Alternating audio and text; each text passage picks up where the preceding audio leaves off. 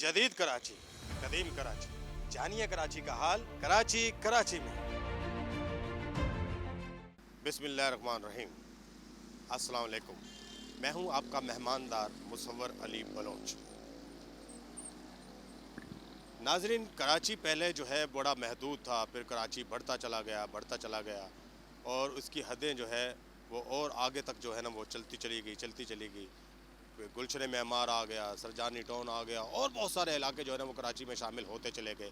आप मेरे अकब में जो है वो एक गेट देखेंगे जिसको हम दिखाएंगे भी आपको। ये है गुलशन मेमार का गेट। ठीक है, गुलशन मेमार को जो बसाने वाली शख्सियात थी वो कौन कौन थी और उसमें किसने अहम किरदार अदा किया, और उस शख्स का जो है वो सहाफ़त से क्या लगाओ, कल्चर से क्या लगाओ, अदब से क्या लगाओ, उस शख्स का जो है वो कराची से क्या लगाव है।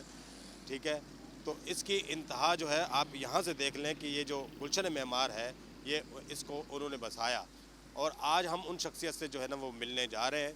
एक बड़ी जो है वो जहांदीदा शख्सियत, तजर्बाकार शख्सियत, जिन्होंने कराची की जो है मुख्तलिफ़ हवालों से बड़ी खिदमत की। रखते हैं सस्पेंस, जाते हैं, मिलते हैं, बात करते हैं ताकि जो है आपको पता चले कि ये शख्सियत कौन है। जी नाज़रीन, हम पहुंच गए हैं। हम आपको जो बता रहे थे वहाँ पर खड़े होकर के ये जो गुलशन मेमार है उसके दरवाज़े के सामने खड़े होकर आपको बताया कि हम किस शख्सियत से मिलने जा रहे हैं। सस्पेंस रखा था, सस्पेंस खोल लेते हैं, लेकिन थोड़ा सा फिर भी सब्र करना पड़ेगा। हमारी इस जो मशहूर शख्सियत है कराची की, उन्होंने मैट्रिक जो है वो शाह फैसल कॉलोनी से किया, फिर उन्होंने अल्लामा इकबाल कॉलेज से अपना जो है ना वो इंटर किया, ग्रेजुएशन भी वहीं से किया। छोटी उम्र में ही जो है वो मेहनत में पड़ गए थे और ये कहानी है जो हम उन्हीं की ज़ुबानी सुनेंगे। और मेहनत करते करते आगे बढ़ते चले गए। फिर उन्होंने मुख्तलिफ़ किस्म की जॉब्स भी की। आल पाकिस्तान टेक्सटाइल मिल्स में जॉब करते रहे, आल पाकिस्तान टेक्सटाइल मिल्स एसोसिएशन में जॉब करते रहे, कैसर आर्ट एंड क्राफ्ट में जॉब की, पीटीसीएल में जॉब की, और फिर आहिस्ता आहिस्ता चलते रहे। शादी हो गई, शादी के बाद फिर इन्होंने जो है वो अपना बिज़नेस भी स्टार्ट कर लिया। शादी से पहले ही किया होगा वो, फिर ये हमें बताएंगे। तो फिर आज जो है ना वो प्रॉपर्टी का जो है ना बिज़नेस कर रहे हैं। सेल्फ मेड शख्सियत, सेल्फ मेड, जो हमारे प्रोग्राम का एक मैसेज होता है कि कराची वाले जो यहाँ के फर्जंदान कराची हैं उन्होंने कितनी मेहनत की, किस कदर जो है ना जद्दोजहद की और किस तरह आगे बढ़े, और जो है उन्होंने अपनी शख्सियत के अंदर निखार पैदा किया और इस मुल्क की और कराची की खिदमत भी की, खुद तकलीफ़ें भी सही, मसाइल भी सहे। सस्पेंस तोड़ते हैं। हमारे आज के जो मेहमान हैं वो हैं सैयद जाहिद अली जाफरी साहब। अस्सलाम वालेकुम सर, मैं वेलकम करता हूँ आपको अपने प्रोग्राम में सर। Thank you. बहुत बहुत शुक्रिया आपका। सर बहुत शुक्रिया, हमें आपको जो है ना वो यहाँ पर ज़हमत दी और आपने हमें टाइम दिया और अपने कीमती वक्त से। सवाल मेरा जो है वो अक्सर यही हुआ करता है कि कराची, आप फ़र्जंदे कराची हैं, कराची में पैदा हुए, कराची में पढ़े, कराची में फूले, जवानी कराची में आई, आप बुढ़ापे भी की तरफ भी जो है ना वो अब गामज़न है। पता नहीं आप तस्लीम करते हैं बूढ़े हो गए या नहीं हो गए, वो तो फिर बाद में देखेंगे। तो आपके आबा व अजदाद कब कराची में आए? बहुत बहुत शुक्रिया। सलामती, सबसे पहले तो मैं सलामती चैनल का, बलूच साहब आपका और शहाद भट्ट साहब का शुक्रिया अदा करता हूँ कि आप इतनी दूर चल के गुलशन मेमार में मेरा इंटरव्यू करने के लिए आए हैं। सबसे पहले तो मैं आपको जितना भी आपको मैं शुक्रिया अदा करूँ, काम है मेरे लिए। उसके बाद आपने जो सवाल किया कि मेरे वालिदैन या आबा व अजदाद मेरे कब माइग्रेट किया यहाँ, तो मैं आपको बताऊँ कि मैं ख़ुद जो है ना 1965 में 1965 में कराची आया, माइग्रेट करते करके आगरे से मेरा ताल्लुक़ है, आगरे से बिलोंग करता हूँ मैं। और उस ज़माने में 8th क्लास में यहाँ पर हमने आके एडमिशन लिया था। फिर उसके बाद मेरा सफ़र जो है वो कराची में चल रहा है और मुख्तलिफ़ चीज़ें जो हैं वो पहुँचते पहुँचते आज यहाँ तक पहुँच गए। तो 1965 में हम लोग यहाँ आए थे और उसके बाद हमने सिंध गवर्नमेंट हाई स्कूल जो है शफर कॉलोनी में, उसमें मैं पढ़ता था, वहीं से मैंने मैट्रिक किया। फिर उसके बाद अल्लामा इकबाल कॉलेज हमारा था शाह फैसल पे, उसमें मैंने इंटर और ग्रेजुएशन वहाँ से किया। अच्छा, अभी आपने जो है वो जाफरी साहब ये कहा कि आप लोग 1965 में आप जैसे जो है वो माइग्रेट करके यहाँ पर आए। अच्छा, वहाँ बाकी एक खेप तो जो है ना 1947 में आ गई थी, जो जो उनको बड़ी मुश्किलात पेश आई। क्या ये जो 1965 वाली खेप थी, अगर आपको याद हो या आपके वालिदैन ने आपको बता, इनको भी कोई मुश्किलात पेश आई थी वहाँ से जो है ना वो हिजरत करते हुए? नहीं, हमें कोई किसी किस्म की मुश्किलात नहीं आई थी, क्योंकि मेरे यहाँ भाई ऑलरेडी यहाँ पर थे, 2 बड़े भाई थे, बहन थी, एक दादी हमारी यहाँ थी, तो इन्होंने हमारी इमरजेंसी बना के भेजी थी यहाँ से, तो हम बड़े आसानी से, क्योंकि मेरे वालिद साहब यहाँ आना नहीं चाहते थे पाकिस्तान, क्योंकि वो मुस्लिम लीगी थे और वो यहाँ आना नहीं चाहते थे। लेकिन बहरहाल यहाँ के हमारे भाइयों ने उनको मजबूर किया कि नहीं, आप यहाँ पर, हम लोग 3 भाई और मैं, वालदा और वालिद साहब, हम लोग बाद में आए 165 में। ये थोड़ा सा मुझे कन्फ्यूजन हो गया, आपने कहा वो मुस्लिम लीगी थे, कांग्रेसी थे मेरे ख्याल में। अब वो मुस्लिम से मुझे तो नहीं पता कि कांग्रेस ही होंगे, डेफिनेटली मुझे नहीं, क्योंकि वो हम तो बच्चे थे समझने के, तो वो उनका जो है ना यहाँ कोई दिलचस्पी नहीं थी उनको यहाँ पर आने में पाकिस्तान में। बिल्कुल, वो कुछ लोग जो है वहाँ पर रहे, वो उस ज़मीन से जो है ना उनको मोहब्बत तो थी वो अच्छा, यहाँ पर पाकिस्तान में आप आए 90, आपने कहा कि आपने एट, जो आपसे ऑफ द कैमरा बात हुई, जिसने मुझे हैरान कर दिया। मैं अब आपकी शख्सियत को देखता हूँ, आपकी कामयाबी को देखता हूँ तो हैरान होता हूँ।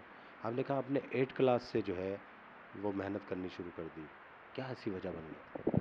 बात यह है कि जब हम यहाँ आए थे तो लामला मेरे एक भाई यहाँ पर थे, 2 भाई थे, वो का जॉब करते थे, लेडी ऑफिसर थे वो। तो मैं बस ये था कि भाई मैं अपनी खुद मेहनत करूं, और हम कोई फाइनेंशियल तो बहुत ज़्यादा हमारी मजबूत नहीं थे, हमारे वाले साहब तो जब यहाँ आए थे वो भाई साहब करते थे काम, लेकिन मुझे कोई प्रेशर नहीं था। लेकिन मैं चाहता था कि मैं खुद ही कोई काम और कुछ चीज़ करूं, अपना कुछ मेहनत करूं। तो उस ज़माने में मैंने वालिद साहब से कहा, अभी मुझे कहीं जॉब पे करवा दे, तो मैं पीटीसीएल में, मुझे उन्होंने वहाँ पर, हमारे यहाँ पीटीसीएल में जॉब बच्चों को मिल जाती थी जो 18 साल से कम भी होते थे ना, तो वो वहाँ मुख्तलिफ छोटे मोटे काम जो भी होते थे हम करते थे। अच्छा, मुझे इसमें कोई शर्मिंदगी की बात नहीं है कि मैंने मेहनत की है और एक मैं नीचे से ऊपर गया हूँ, ये जो आज मैं, लोग मुझे जानते हैं पहचानते हैं, तो उसमें कोई शर्म की बात नहीं।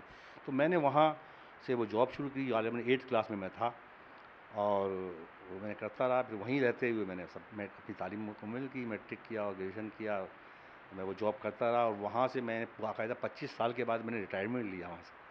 तो उसके दरमियान ये मुझे एक बात जो है वो बड़ी अट्रैक्ट करेगी कि मैं, मुझे कोई शर्मिंदगी नहीं है, पता नहीं क्यों लोग जो है ना वो अपनी माजी को छुपाते हैं। हालांकि ये बात तो मोटिवेशनल बात है ना, कि एक शख्स ने जो है ना 8 क्लास से जो है ना वो तालीम शुरू की और फिर मेहनत शुरू की और फिर अपने बलबूते पे आगे बढ़ता चला गया, बड़ी बात है। और आज माशाल्लाह एक कदावर शख्सियत है और अल्लाह ताला ने इनको बड़ी इज्जत से नवाजा है। आप मेरे पीछे जो है ना जितने भी मेडल्स और जितने भी चीज़ें देख रहे हैं, तो इनको जो है ना वो मिली हैं, और आप फोटोज़ भी देखेंगे।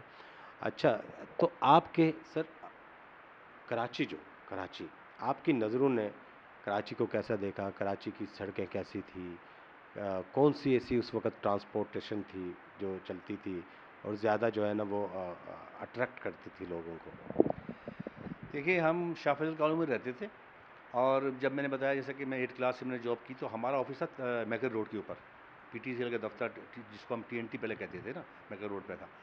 तो हम वहाँ जाते थे, और उसका ये था कि उस वक्त ज़माने में ट्रेन चलती थी, सर्कुलर रेलवे भी थी और ट्रेन हमारी चलती थी। तो हमारे वहीं पर शाह फैसल कॉलोनी में स्टेशन था, तो हम उस ज़माने में 3 रुपये का वो पास बनवाते थे पूरे महीने का। उस पास के ज़रिए हम जो है वो जाते थे वहाँ पर मैकर रोड टावर पे, जो इनका स्टेशन है, सिटी स्टेशन, और उससे हम कितनी दफ़ा भी सफ़र कर लें, तो वो हमारा सफ़र होता था, चाहे दिन में 3 दफ़ा जाएँ, 2 दफ़ा जाएँ, तो वो उस 3 रुपये के पास पे हम लोग, मुझे अच्छी तरह याद है कि 3 रुपये का हमारा पास बनता था जो पूरे महीने चलता था। तो वो फिर हम वहाँ जाते थे, और वो मैक रोड पे हमारा। अब उसके बाद वहीं मैक रोड पे हमें, जो हमने जो देखा कराची उस ज़माने में, यानी हम बस रोड पे जाते थे, वहीद कबाब वाला और दूसरे कबाब वाले बहुत सारे वहाँ पर जो हैं, आज भी नहारी। तो हम वहाँ रात में, हमारी अक्सर मेरी ड्यूटी रात में मैं करता था, क्योंकि दिन में अपने स्कूल का पढ़ाई ये करता था मैं। तो हम लोग वहाँ जाते थे। वो ज़माना वो था जब यहाँ शहर की सड़कें धुलती थीं। सड़कें धुलती थी जी, ये ज़रा बात ज़रा गौर करें जी, सड़कें धुलती थी शहर की, कराची शहर की। और ये बंस रोड से लेके और यहाँ ब्रिगल तक आ जाएँ, हम लोग अक्सर वॉक करते हुए चले जाते थे कभी। तो रात में सारी सफाई होती थी और तमाम चीज़ें जो है वो होती थी, और यहाँ की वो नहारी और ये तमाम मशहूर, आज भी मशहूर है, वहाँ हम अक्सर जाते थे अपने एज के लोगों के साथ खाना वाना खाने के लिए। तो वो कराची और आज के कराची में तो खैर बहुत ही फ़र्क हो गया है। अच्छा, ट्रांसपोर्टेशन का आपने सर्कुलर रेलवे, अच्छा आप शाह फैसल कॉलोनी में चुके रहते थे, ज़्यादा वास्ता तो आपका रेलवे से ही पड़ता होगा, ठीक है। डबल डेकर बसेस ये भी चली थी, आपने देखी? हाँ, डबल डेकर बसें थीं, यहाँ चली थी कराची के अंदर और बड़े अच्छी कामयाब थी। लेकिन ये कि फिर आहिस्ता-आहिस्ता यहाँ फिर मैं एक बात कहूँगा कि वो माफियाज़ का ज़िक्र आ जाता है ना, तो वो ट्रेन को भी माफियाज़ ने, ट्रांसपोर्ट माफिया ने ख़त्म कर दिया। वो अब आज इससे क्या दोबारा से कोशिश हो रही है कि ये ट्राम चले और वो चले, सर्कुलर रेलवे चले। बड़ा ज़रूरी है कराची के लिए कि ये चीज़ें जो है ना कम से कम कन्वेंस का लोगों के लिए जो बड़ा मुश्किल में है लोग बाग, तो ये ट्रेन ट्रेन ही उसका हल है और कोई हल नहीं है। ट्रेन होना चाहिए हर पूरे इलाके में चाहे, और बल्कि मैं तो कहता हूँ ये जो ट्रम्प्स का सिस्टम दोबारा भी लाएँ, अगर ये किसी ट्रैक बनाएँ इसका, तो इससे भी एक जगह को गाड़ी को ला के रोक दें। और जैसे हमारे मुस्तफ़ा कमाल साहब ने बनाया भी था सदर के अंदर ये कार पार्किंग का, लेकिन वो उसको इस्तेमाल नहीं कर सके ये लोग। और वहाँ से फिर जो है ना आदमी जो है वॉक से जाए या ट्रम्प से कोई ऐसी सर्विस हो जिससे वो जाएँ, तो वो एक आपका जो शहर में एक अफरा तफरी का माहौल है ट्रांसपोर्ट का, वो काफ़ी हद तक बेहतर हो सकता है अगर इस पर वो अमल करें और वो सिस्टम पहले वाला ट्रम्प्स वाला लाएँ। वहाँ पर गाड़ी को स्टॉप करने के बाद आगे कन्वेंस के लिए चाहिए होता है, उसके लिए उनके पास ऐसा सफ़र हो जिससे वो आराम से बैठ के लेडीज़ या हों या जेंट्स जो भी हों, वो जाएँ अपना शॉपिंग करें और वहाँ से फिर वो वहाँ से आ जाएँ, या ऑफ़िस में भी जाना है तो वहाँ तक आएँ और वहाँ से के बाद ऑफ़िस के लिए वो इस्तेमाल करें। तो ये चीज़ एक दोबारा इसको की जा सकती है इसमें। और इसमें सबसे बड़ी बात होती है कि आपका पोल्यूशन कम हो जाएगा, क्योंकि ट्रम होगी एक ही चीज़ पे चल रही होगी, तो धुआं और ये जो गंदगी है इसकी आलूदगी ये कम हो जाएगी। तो ये जो कि अब नाकाबिल बर्दाश्त लोगों के लिए हो गई है कि अब आपका रहना शहर के अंदर ख़ास तौर से तो बिल्कुल बहुत मुश्किल हो गया है कि धुएँ के अंदर रहना, और उसमें आप कई किस्म की बीमारियाँ होती हैं। अच्छा, कराची की जो इमारतें हैं, आज बहुत सारी शानदार इमारतें हैं, शाहकार कुछ नई भी बन गई हैं। वो जो पुरानी इमारतें हैं जो ब्रिटिश दौर के, जो आप मतलब कौन सी ऐसी इमारत है जिसको मतलब शुरू से आप देखते थे, आपको उसके अंदर आपको बड़ा मज़ा आता था, आप कहते थे यार ये अंदाज़े तामीर जो है ना वो कमाल है। तो कराची की कौन सी ऐसी इमारतें हैं या कोई एक इमारत जो आपको अट्रैक्ट करती है? एक कराची में जो इमारतें थीं वो सब पुरानी तो सारी बहुत ही मतलब एक उनका एक तर्ज तामीरी बिल्कुल मुख्तलिफ था, और वो आज भी जो वहाँ भी हैं वो नज़र आती हैं। लेकिन अब ये जो हमारा एक पार्क है जो मेरिट होटल के सामने है, इसका नाम कौन सा पार्क कहलाता है, वो आज भी वैसे ही जहाँ पर वो सातखन वगैरह की लाइब्रेरी वो होती है नुमाइश, फेयर हाल आज भी माशाल्लाह से दोबारा से उन्होंने इनको मेंटेन किया है। तो अक्सर मैं वहाँ तकरीबात में जाता रहता हूँ और हमारी तकरीबात भी वहाँ होती हैं। तो वो एक बिल्डिंग आज भी ज़रा कुछ नज़र आती है। बाकी तो हमारा टावर पे घंटा घर बना हुआ था, वो था, लेकिन वो इसी तरह से हमारा ये जो सदर के अंदर जो हमारी मार्केट थी, इसका नाम जो एम्प्रेस मार्केट जिसे हम कहते थे, वो भी एक अभी चीज़ थी, लेकिन वो उसका वो शक्लें उसकी वो चीज़ उसको मेंटेन नहीं किया। तो मुझे ये खुशी है कि आज मैं फेयर हाल को जब देखता हूँ तो मुझे अच्छा लगता है कि एक फेयर हाल का एक जो एक वहाँ पर बिल्डिंग है एक छोटी सी एक, और सारे पूरा पार्क बना हुआ है। तो मैं समझता हूँ कि वो चीज़ आज भी हमें करती है लोगों को, यहाँ के लोगों को। बाकी तो तकरीबन चीज़ें तकरीबन ख़त्म हो गई। अभी जैसे कर रहे हैं, कोशिश कर रहे हैं कि इसको हम एम्प्रेस मार्केट को सही करें, उसको असली शक्ल में लाएँ। तो ये ज़रूरी है कि हमारा जो पुराना जो चीज़ें हैं, पुरानी